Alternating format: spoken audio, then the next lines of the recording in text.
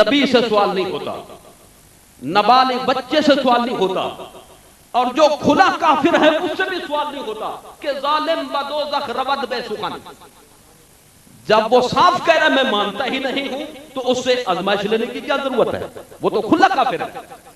تو بہر صورت جن سے قبر میں سوال ہوتا ہے وہ دو قسم کے ہوتے ہیں، یا تو زبانی کلمہ پڑھنے والے ہوتے ہیں یا دل کی گہرائیوں سے کلمہ پڑھنے والے ہوتے ہیں۔ یہ تفصیلات احادیث میں موجود ہے۔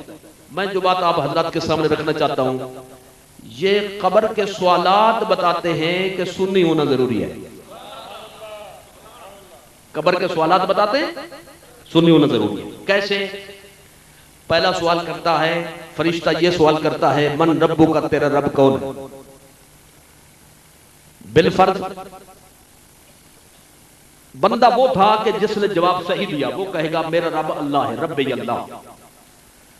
تو کم از کم اب اس سے آگے پوچھنے کی ضرورت نہ ہونی چاہیے، اسے چھوڑ دیا جائے۔ یہ توحیدی آیا ہوا ہے، اس کے پاس توحید موجود ہے، آگے پوچھنے کی ضرورت نہیں۔ لیکن فرشتہ فوراً پوچھتا ہے تو نے یہ تو بتا دیا تیرا رب اللہ ہے، یہ بھی بتا تیرا دین کون سا ہے؟ وہ کہتے ہیں دین الاسلام، میرا دین اسلام ہے۔ تو کم از کم اب تو آگے نہیں پوچھنا چاہیے، کیونکہ جب دین الاسلام اس نے کہہ دیا، اسلام میں قرآن آ گیا، قرآن کے اندر توحید، قرآن کے اندر رسالت، قرآن کے اندر نبوت، قرآن کے اندر عقیدہ آخرت، قرآن کے اندر ارکان اسلام سارے کے سارے موجود ہیں، اب تو کم از کم نہیں پوچھنا چاہیے تھا۔ لیکن پھر بھی فرشتہ پوچھتا ہے ما کنت تقول فی ھذا الرجل، حضور کے بارے میں سوال کرتا ہے کہ ان کے بارے میں کیا کہا کرتا تھا، ذرا یہ بتا۔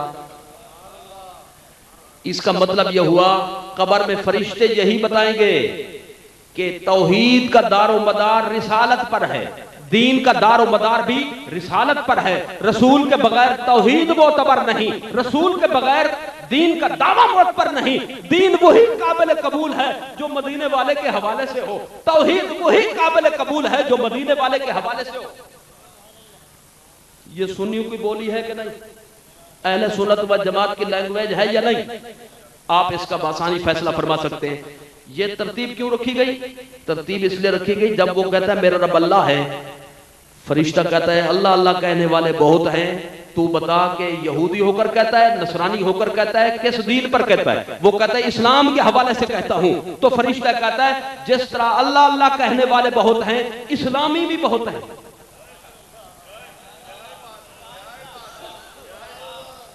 جس طرح اللہ اللہ کہنے والے بہت ہیں، اسلام سے اپنے آپ کو منسوب کرنے والے بھی بہت ہیں۔ کون سا اسلامی ہے جو نبی کی ناتخوانی کرتا ہے یا نبی سے خلف شان رکھتا ہے؟ اگر نبی کے ساتھ صحیح معنی میں وابستگی ہو گئی تو توحید کو بھی رنگ لگ گیا، دین بھی قابل قبول ہو گیا۔ تو معلوم ہوا قبر کے سوالات بھی یہی بتاتے ہیں دار و مدار میرے نبی کے نام پر ہے،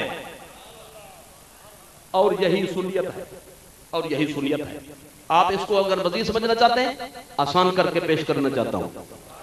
حضور کے بارے میں کیا سوال کرتے ہیں؟ ما کنت تقول فی ھذا الرجل۔ اس کو ذرا دہرا دیں، مجھے تسلی ہو جائے، لفظ آپ نے کیچ کر لیے، میں اگلی بات آپ کے سامنے رکھوں۔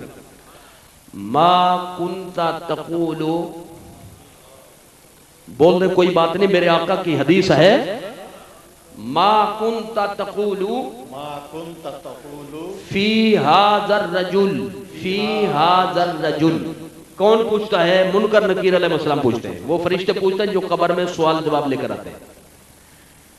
ما کنت تقول، یاد ہوتا تو مکمل نہ کر دیتے، اور اگر یاد ہے تو پھر چپ کیوں ہے؟ مکمل کر دینا۔ ما کنت تقول فی ھذا الرجل، یہ ھذا کا کیا مطلب ہوتا ہے؟ اس کو ذرا سمجھنے کی کوشش فرمائیں۔ ھذا کیا ہوتا ہے؟ ھذا کا فلسفہ کیا ہے؟ ہر زبان میں کچھ الفاظ ہوتے ہیں جو اشارہ کرنے کے لیے مقرر ہوتے ہیں۔ بالکل آخری لائن میں جو میرے دوست بیٹھے ہیں، وہ اگر کسی ساتھی سے پوچھیں حضرت آپ کا نام کیا ہے، وہ پوچھیں کہ مولانا عطا اللہ صاحب کہاں پہ ہیں، آخری لائن والا اپنے ساتھی سے پوچھیں، وہ کہے گا وہ بیٹھے ہوئے ہیں۔ کیا کہے گا؟ وہ بیٹھے ہوئے ہیں۔ اگر مجھ سے پوچھے تو میں کیا کہوں گا؟ یہ بیٹھے ہوئے ہیں، میں کہوں گا یہ بیٹھے ہوئے ہیں، اور آخر والا کہے گا وہ ہے۔ انہوں نے کہا وہ بات ان کی ہے لیکن لفظ مختلف ہیں۔ وہ کہہ رہے ہیں وہ کیوں؟ اس لیے کہ یہ ان سے دور ہیں، اس لیے کہ وہ ان سے دور ہیں، اور میں کہہ رہا ہوں یہ اس لیے کہ مجھ کے میرے قریب ہیں۔ اب آپ نے سمجھ لیا کہ وہ ہوتا ہے دور کے لیے، بعید کے لیے، اور یہ ہوتا ہے قریب کے لیے۔ یہ تو ہوئی اردو زبان۔ پنجابی آتی ہے؟ پنجابی میں اگر کسی کو دور بیٹھا ہوا آدمی کہیں کہ وہ بیٹھا ہے تو کیا کہتے ہیں؟ او بیٹھا ہے، او بیٹھا ہے۔ اور اگر قریب والے سے کہیں تو کیا کہتے ہیں؟ اے بیٹھا ہے، اے۔ سرائکی میں کیا کہیں گے؟ او اے، او اے۔ انگلش میں کیا کہیں گے؟ دیٹ اور دس۔ دس از مولانا محمد عطا اللہ، وہ کہے گا دس از دیٹ از مولانا عطا اللہ۔ اشارہ ان کا بھی ان کی طرف ہے، میرا بھی ان کی طرف ہے، لیکن وہ لفظ کچھ اور بولتا ہے، میں کچھ اور بولتا ہوں۔ وہ کہتا ہے دیٹ، میں کہتا ہوں دس۔ وہ کہتا ہے وہ، میں کہتا ہوں یہ۔ اگر آپ میری بات کو سمجھ گئے ہیں تو جو دور ہو عربی میں اس کی طرف جب اشارہ کیا جائے تو کہا جاتا ہے ذالکا، ذالکا، اور اگر قریب ہو تو اس کو کہتے ہیں ہاذا۔ کیا کہتے ہیں؟ ہاذا۔ ایک بات مزید ذہن نشین فرمائے، جس کی طرف اشارہ کیا جائے ضروری ہے، ضروری ہے، ضروری ہے کہ محسوس مبصر بھی ہو۔ کیا مطلب؟ آنکھوں سے نظر بھی آ رہا ہو۔ اگر آنکھوں سے نظر آ رہا ہے تو اشارہ درست ہے، اگر آنکھوں سے نظر نہیں آ رہا تو اشارہ درست نہیں ہے۔ اب فرشتے جب پوچھتے ہیں تو حضور کی طرف اشارہ کرتے ہیں،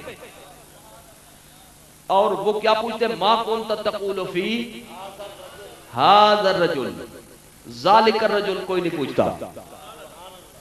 جو جنت البقیع میں دفن ہو اس کے بارے میں بھی اس سے پوچھتے ہیں ما کنت تقول فی۔ چلو یہاں تو کچھ نہ کچھ سمجھ آتی ہے، جنت البقیع جو ہے روضہ اقدس کے بالکل قریب ہے، تو وہاں ھذا کا لفظ استعمال کیا گیا۔ لیکن عجیب بات یہ ہے جو یمن میں دفن ہو اس سے بھی پوچھتے ہیں ھذا الرجل، جو مصر میں دفن ہو اس سے بھی پوچھتے ہیں ھذا الرجل، جو عرب ممالک میں سے کسی ملک میں دفن ہو اس سے بھی پوچھتے ہیں ھذا الرجل، اور جو کبیر والا میں مر جائے